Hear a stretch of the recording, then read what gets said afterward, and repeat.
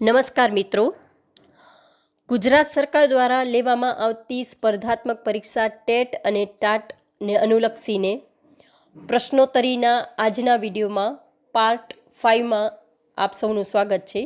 તો મિત્રો, આજે આપણે ફરી એક વખત ટેટ ટાટને લગતા અગત્યના પ્રશ્નો વિશે ચર્ચા કરીશું.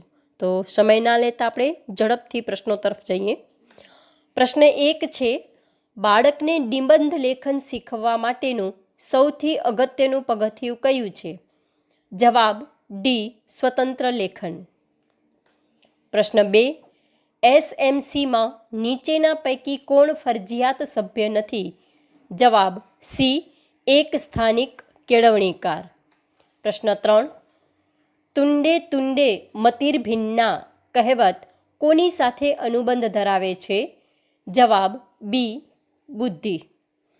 પ્રશ્ન 4, જેમનો બુદ્ધિ આંક 75થી 90 હોય તે કેવા પ્રકારના બાળકો તરીકે ઓળખાય છે?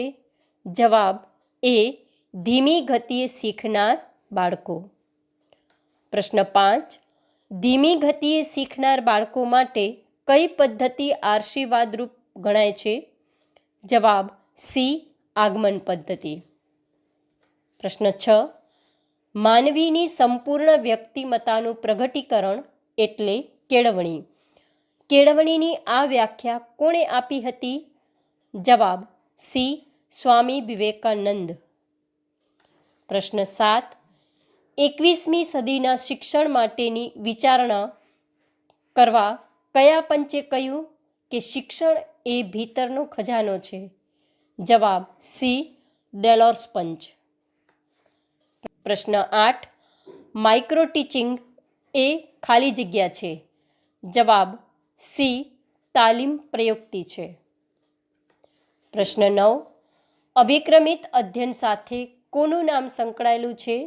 જવાબ એ, સ્કિનર. પ્રશ્ન 10, દેશની છેલ્લી નવી શિક્ષણ નીતિ કયા વર્ષે ઘડાઈ હતી? જવાબ બી, ઈસવીસન 2020. તો મિત્રો, આજના વિડીયોમાં આપણે ટેટ ટાટને લગતા કેટલાક અગત્યના પ્રશ્નો જોયા. તો આશા છે કે એ તમને સંપૂર્ણ માહિતીસભર રહેશે. તો સંપૂર્ણ વિડીયો જોવા બદલ આભાર, ધન્યવાદ.